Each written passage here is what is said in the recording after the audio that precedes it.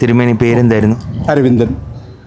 ഈ ക്ഷേത്രങ്ങളിലൊക്കെ താഴികക്കുടം പ്രതിഷ്ഠിക്കുന്നുണ്ടല്ലോ. താഴികക്കുടം ഇല്ലാത്ത ക്ഷേത്രങ്ങളും ഇന്ത്യയിൽ ഒരുപാടുണ്ട്. അപ്പോൾ എന്താണ് താഴികക്കുടത്തിൻ്റെ പ്രത്യേകത? എന്താണ് അതിൻ്റെ സവിശേഷത? പീഡികാതു ഭവൽ ശക്തി ബിംബന്തു പരമേശ്വര തയോർ എൽ ക്രിയതേ യോഗാത് പ്രതിഷ്ഠേതി പ്രകീർത്തിത. ഈ പ്രപഞ്ചത്തിൽ ഉൾക്കൊണ്ട് നിൽക്കുന്ന ശക്തിയെ, പീഠമാകുന്ന പ്രകൃതിയെ സങ്കല്പിച്ച് പുരുഷനാകുന്ന പരമേശ്വര ശക്തിയെ ആ പീഠത്തിലേക്ക് ബിംബനാളം ഉറപ്പിച്ച് നവശക്തിയാത്മകം അഷ്ടബന്ധം ന്യസിച്ചുകൊണ്ട് ജീവകലശം ആടുന്നതാണ് പ്രതിഷ്ഠ.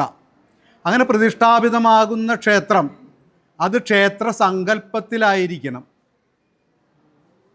ആ ക്ഷേത്രം ആകണമെങ്കിൽ ഈ 26 അംഗങ്ങളോട് കൂടിയ ഒരു കോവിലായിരിക്കണം. എന്നാലേ അതിൽ സ്ത്രീത്വത്വം ഉണ്ടാകുകയുള്ളൂ, ശ്രീ കോവിൽ എന്ന് പറയാൻ ഒക്കുകയുള്ളൂ. അതുകൊണ്ട് ഈ ഗർഭഗൃഹം ശിരപ്രോക്തം, ആ ഗർഭഗൃഹമാകുന്ന ആ ആലയത്തിന് ശിരസ് ആയിരുന്നാലേ പൂർണ്ണത എത്തുകയുള്ളൂ. അതുകൊണ്ട് താഴികക്കുടം ഏറ്റവും പ്രാധാന്യം അർഹിക്കുന്നതാണ്. അതുകൊണ്ട് താഴികക്കുടം പ്രതിഷ്ഠ നടത്തിയാലേ ക്ഷേത്രമാകുന്നുള്ളൂ.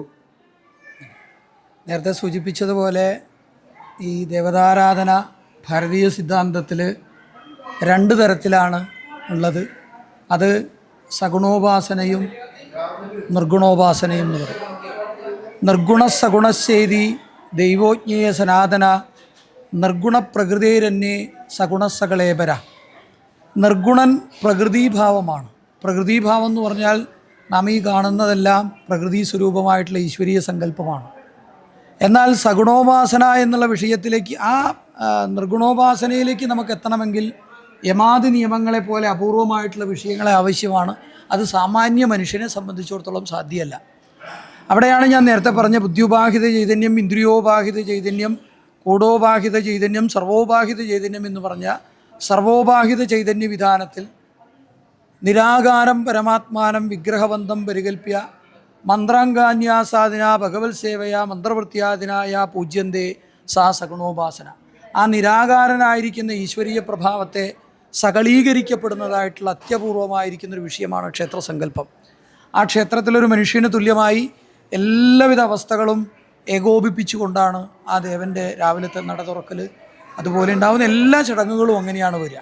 അപ്പോൾ ആ സങ്കേതം ദേവൻ്റെ ആലയമാണ് ദേവാലയം എന്ന് പറയുക. മനുഷ്യൻ്റെ ആലയം മനുഷ്യാലയം എന്ന് പറയുന്നത് പോലെ ആ ദേവാലയത്തിൻ്റെ പൂർണ്ണതയ്ക്ക് ഏറ്റവും അത്യന്താപേക്ഷിതമായിട്ടുള്ളൊരു വിഷയമാണ് ഈ പറയപ്പെട്ട താഴികക്കുടം എന്ന് പറഞ്ഞതായിട്ടുള്ള വിഷയം. അപ്പോൾ ദേവതാരാധന 2 സങ്കല്പത്തിലാണ്. അതിൽ സഗുണോപാസനയുടെ പൂർണ്ണമായിട്ടുള്ള വിഷയമാണ് ഒരു ക്ഷേത്രം എന്ന് പറഞ്ഞതായിട്ടുള്ള ഒരു വിശേഷത. ഈ ക്ഷേത്രം എന്ന് പറയുന്നത് ഒരു മനുഷ്യ സങ്കല്പത്തിനോട് ചേർന്ന് കിടക്കുന്ന എന്ന് പറയുന്നുണ്ട്. യോഗാവസ്ഥ പ്രതിമാസമാനം ശരീരം ക്ഷേത്രം ഇത്യഭിധീയത. യോഗാവസ്ഥയോടുകൂടി പ്രതിഭാസത്തോടു കൂടിയിരിക്കുന്ന ഒരു വിഷയമാണ് ക്ഷേത്രത്തെ കൊണ്ട് പറയപ്പെടുന്നത്. അപ്പോൾ അപൂർവങ്ങളിൽ അപൂർവമായിരിക്കുന്ന വിധികളാണ് ഈ ക്ഷേത്രത്തിൻ്റെ വിഷയമെന്ന് പറയേണ്ടത്. ക്ഷേത്രത്തിൻ്റെ വിഷയമെന്ന് പറയേണ്ടത്. അപ്പോൾ ഞാൻ നേരത്തെ പറഞ്ഞതുപോലെ ഒരു യോഗാവസ്ഥാ പ്രതിഭാസമാനം എന്ന് പറഞ്ഞു കഴിഞ്ഞാൽ ഒരു അത്യപൂർവമായിരിക്കുന്ന ഒരു വിശേഷതയാണ്. അത് നേരത്തെ പറഞ്ഞ പോലെ എളുപ്പമായുള്ള വഴിയെ ചിന്തിച്ചാൽ ഇടയ്ക്കിടെ 6 പടിയുണ്ട്, പടി 6ഉം കടന്ന് അവിടെ ചെല്ലുമ്പോൾ ശിവനെ കാണാവും ശിവശംഭൂന. അപ്പോൾ മൂലാധാര ചക്രത്തിൽ 3.5 ചുറ്റ് സർപ്പാകൃതി കൊണ്ടുകിടക്കുന്ന അന്തചൈതന്യമായിരിക്കുന്ന കുണ്ടലിനി ശക്തിയെ ഉപരിയായിട്ടുള്ള ആധാന ചക്രങ്ങളിലൂടെ സ്വാധിഷ്ഠാനം, മണിപൂരകം, അനാഹതം, വിശുദ്ധി, ആജ്ഞ, സഹസ്രാരപത്മത്തിലിരുന്നിരുളുന്ന ശിവനിലേക്ക് ലയിപ്പിക്കുന്നതായിട്ടുള്ള ആ തത്വം. അതാണ് മനസ്ത്വം, വ്യോമസ്ത്വം, മരുതസി, മരുൾസാ, രതിരസി, സ്വാമാപസ്ത്വം, ഭൂമിസ്ത്വൈ, പരിണമയിത നഹിപരം, ത്വമേവ സാത്മാനം പരിണമയിത, വിശ്വഭുഷ ചിദാനന്ദാകാരേ ശിവയുവതി ഭാവേന ബിഭുഷേ. മനസ്ത്വം, മനസ്സ് അങ്ങാകുന്നു. വ്യോമസ്ത്വം, ആകാശവും പഞ്ചഭൂതാത്മക തത്വങ്ങളെല്ലാം ഈ പരബ്രഹ്മമായിട്ടേ കാണുന്നുള്ളൂ. എന്നിട്ട് സ്വയമേവ വിരാട് പുരുഷനാകുവാൻ ആ ശിവന് പോലും ശിവയുവതി ഭാവേന ബിഭുഷേ, ശക്തിയില്ലാണ്ട് തരമാവില്ല എന്നാണ്. അപ്പം ശിവശക്തിയായ യുക്തത എന്ന് പറയുന്ന ഒരു അപൂർവമായിരിക്കുന്നൊരു സിദ്ധാന്തമാണ് ഒരു ക്ഷേത്രങ്ങളിൽ നമുക്ക് ദർശിക്കാനാവുക. ആ ദർശനം ശരിക്കും പൂർണ്ണമാവുമ്പോഴാണ് മനസ്സിൻ്റെ ഉള്ളിൽ ഇതം ശരീരം കൗന്ദേയ ക്ഷേത്രം നിത്യവിധീയതേ, അതേ അവസ്ഥ നമ്മളിലേക്ക് തന്നെ പ്രവഹിക്കുകയും നാം തന്നെ ഈശ്വരനാണെന്നും നമ്മുടെ ഉള്ളിലുണ്ടാവുന്ന ആ ഈശ്വരീയ സങ്കല്പത്തിൻ്റെ വിശേഷത അവിടെ വരും. അത് പ്രാണശക്തിയായിട്ടും അതിൽ നിന്ന് ക്രിയാശക്തിയും ഇച്ഛാശക്തിയുമായിട്ടുണ്ടാവുന്ന അനവധി വിഷയങ്ങളെ അതിൽ പറയേണ്ടതുണ്ട്. വലിയൊരു പ്രാധാന്യമായൊരു ടോപ്പിക്കാണ്. എന്നിരുന്നാൽ പോലും ക്ഷേത്രസങ്കല്പത്തിൻ്റെ സാമാന്യമായിരിക്കുന്ന വിഷയം ഇങ്ങനെയാണ് പറയാനുണ്ടാവുക. ഒരു ചോദ്യം കൂടി, ഈ പ്രാണപ്രതിഷ്ഠ എന്ന് പറയുന്നുണ്ടല്ലോ, അതിനെക്കുറിച്ചിട്ടൊന്ന് പറയാമോ? ഇത് സങ്കല്പം പ്രാണം കൊടുത്തിട്ടാണ് എന്ന് പറയുന്നുണ്ട്, അത് എന്താണ് അതിൻ്റെ? പ്രാണൻ, അതായത് നമ്മളുടെ ശരീരത്തിങ്കിലായിരുന്നാലും ദേവശരീരത്തിങ്കിലായിരുന്നാലും 10 പ്രാണനുകളുണ്ട്. പ്രാണൻ, അപാനൻ, ഉദാനൻ, സമാനൻ, നാഗൻ, കൂർമൻ, കൃഗലൻ, ദേവദത്തൻ. ഇതിനൊക്കെ സ്ഥാനങ്ങളും ഉണ്ട് അല്ലേ? ഈ 10 പ്രാണങ്ങളെ ഉൾക്കൊണ്ട് നിൽക്കുന്നതാണ് മനുഷ്യ ശരീരവും അതിന് അടിസ്ഥാനപരമായിരിക്കുന്ന തത്വങ്ങളും. 8 കലർന്ന ജഡതത്വത്തെ അറിഞ്ഞിടുമ്പോൾ 8 64 4 32 അങ്ങനെ 96 തത്വങ്ങൾ അടങ്ങിയതാണ് ഈ ക്ഷേത്ര സങ്കല്പം. അതാണ് ഈ ക്ഷേത്രത്തിൻ്റെ മൂലാധാരം, സ്വാധിഷ്ഠാനം, മണിപൂരകം, അനാഹതം, ആജ്ഞ, വിശുദ്ധി, സഹസ്രാരപത്മം, ബുധം, മൂത്രാശയം, നാഭി, ഖണ്ഡം, ഭ്രൂമധ്യം, ധ്രുവൗ, സഹസ്രാരപത്മം.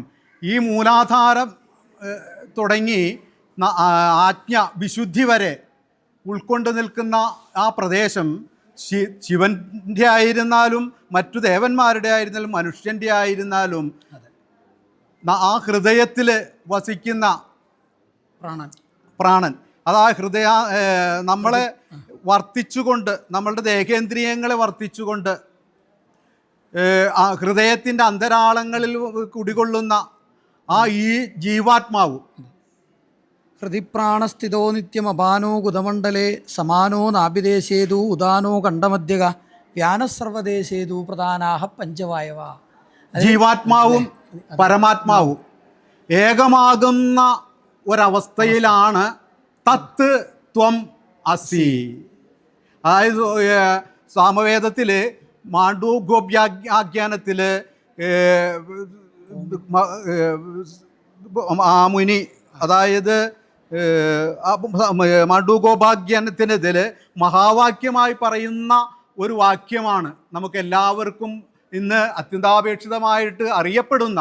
ശബരിമലയിൽ കയറി ആ തൃപ്പടിയിലേക്ക് കയറുമ്പോൾ തന്നെ എഴുതി വച്ചിട്ടുണ്ട് തത്വമസി, തത്ത് ത്വം അസി. മനോവാകഗോചരങ്ങളാകുന്ന പരമാത്മാവും ഉപരിപരിച്ഛിന്നമാകുന്നതായ ജീവാത്മാവും ഒന്ന് തന്നെയാണ് എന്ന ഐക്യത്തെ കൽപ്പിക്കുന്ന ഒരവസ്ഥയാണ് പ്രാണൻ അല്ലെങ്കിൽ മനുഷ്യ ശരീരത്തിലും ദേവശരീരത്തെങ്കിലും ഉൾക്കൊണ്ട് നിൽക്കുന്നത്. സർവത്ര കോശി ഭഗവൻ ഗലു യദ്യപത്വ ആവാഹയാമിഹിയ വ്യജനേന വായും ഗൂഢോയതേന തകനാം അധനാതുപൈത്തി ത്യാവാഹയസ്തി സമുപൈതി ചർച്ചാം. ഈ പ്രകൃതിയിൽ നിൽക്കുന്ന പ്രാണൻ, അതായത് വായു, പ്രാണവായു, ആ വായുവിനെ നമ്മൾ ധ്യാന മന്ത്രരൂപ പ്രകാരേണ കുണ്ടലിനി ശക്തിം സമൃജ്ജിഭ്യ ഉത്തമാചാര്യേണ കർത്തവ്യമിതി. അപ്പോൾ ഈ പ്രകൃതിയിൽ ഉൾക്കൊണ്ട് നിൽക്കുന്നതായ പ്രാണശക്തിയെ ബിംബത്തിലേക്ക് ആ ന്യാസം ചെയ്തുകൊണ്ട് അതിൽ ജീവനാകുന്ന കലശത്തെ ആ ജീവകലശം ആ ബിംബത്തിലേക്ക് ആടുമ്പോൾ അതിൽ ഉൾക്കൊണ്ടിച്ച് ക്രോഡീകരിച്ചു നിൽക്കുന്ന ഈ 10 പ്രാണങ്ങളുടെ അടിസ്ഥാനമായി നിൽക്കുന്ന പഞ്ചതത്വക്രിയഗണേണ വിശേഷ പഞ്ചതത്വക്രമേണ അതിലേക്ക് ആ പ്രകൃതിയിൽ നിറഞ്ഞു നിൽക്കുന്ന ധ്യാനം. നമ്മളുടെ ഇവിടെ ഇപ്പോൾ കാളിമേഘ സമപ്രബന്ധനയനം വേതാളകണ്ഠസ്ഥിതം ഖഡ്ഗംഗേടകപാല ധാരികശിരം കൃത്വാ കരാഗ്രേഷു ച ഭൂതപ്രേത പിശാച മാതൃസഹിതം മുണ്ടസ്രചാലാം കൃതം വന്ദേ ദുഷ്ടമസൂരികാതിവിപദം സംഹാരിണിം ഈശ്വരീം. 4 തൃക്കൈകളോടും മേഘത്തിൻ്റെ കളറായിട്ടുള്ള ശരീരത്തോടും കാളിം മേഘസമപ്രവം ത്രിനയനം 3 തൃക്കണ്ണുകളോടും വേതാളകണ്ഠസ്ഥിതം വേതാളമായിരിക്കുന്ന ആ പ്രേതശക്തിയുടെ മുകളിൽ ഇരിക്കുന്നവളായും ഖഡ്ഗംഗേട കപാല ദാരികശിരം വാള് ശൂലം ദാരികശിരസ് രക്തവട്ടക ഖഡ്ഗംഗേട കപാല ദാരിശിരം കൃത്വാ കരാഗ്രേഷുചാം ഇങ്ങനെ 4 കൈകളിൽ ഏന്തിക്കൊണ്ട് ഭൂതപ്രേത പിശാച മാതൃസഹിതം ഭൂതങ്ങൾ പ്രേതങ്ങൾ സപ്തമാതൃക്കൾ ഭൈരവന്മാർ ഇവർ സഹിതം പിശാച മാതൃസഹിതം മുണ്ടസ്രജാലങ്കൃതം അസുരന്മാരെ വധിച്ചുകൊണ്ടുള്ളതായ മുണ്ടമാല കഴുത്തിൽ അണിഞ്ഞുകൊണ്ടും മുണ്ടസ്രജാലങ്കൃതം വന്ദേ അങ്ങനെ അണിഞ്ഞുകൊണ്ട് ഈ സ്വരൂപമായി വർണ്ണിച്ചുകൊണ്ട് അല്ലെങ്കിൽ ആ സ്വരൂപം ആയി നിലനിന്നുകൊണ്ട് മസൂരി മുതലായിരിക്കുന്ന മഹാരോഗങ്ങളെ നിവാരണം ചെയ്തുകൊണ്ട് ഭക്തന്മാരെ രക്ഷിച്ചുകൊണ്ടും അനുഗ്രഹിച്ചുകൊണ്ടും ഇരിക്കുന്ന ഒരു മൂർത്തിഭാവമാണ് കാളിമലർക്കാവിൽ അമ്മയുടെ സ്വരൂപം. അത് പ്രകൃതിയിൽ നിന്ന് തന്ത്രിയായിരിക്കുന്ന ഞാൻ മുഖേന ആ പ്രാണനുകളെ ഈ ബിംബമാകുന്ന ആ പാത്രത്തിലേക്ക് നാം ആവാഹിച്ച് അതിൽ ധ്യാനാദിവാസം മുതലായിരിക്കുന്ന താന്ത്രിക ക്രിയകൾ ചെയ്ത് ആ ജീവന കലശം ആടി പൂർണ്ണത വരുത്തി പ്രതിഷ്ഠാപിതമാകുമ്പോഴാണ് പിടികാതുപവിൽ ശക്തി ബിംബന്തു പരമേശ്വര തയോർയൽ ക്രിയതേ യോഗാ പ്രതിഷ്ഠേതി പ്രകീർത്തിത. അപ്പോഴാണ് പ്രാണപ്രതിഷ്ഠയാകുന്നത്. അതാണ് പ്രാണപ്രതിഷ്ഠ. കൂടുതൽ വീഡിയോകൾക്കായി ചാനൽ സബ്സ്ക്രൈബ് ചെയ്യുക, അടുത്തുള്ള ബെൽ ബട്ടണും കൂടി പ്രസ് ചെയ്യുക.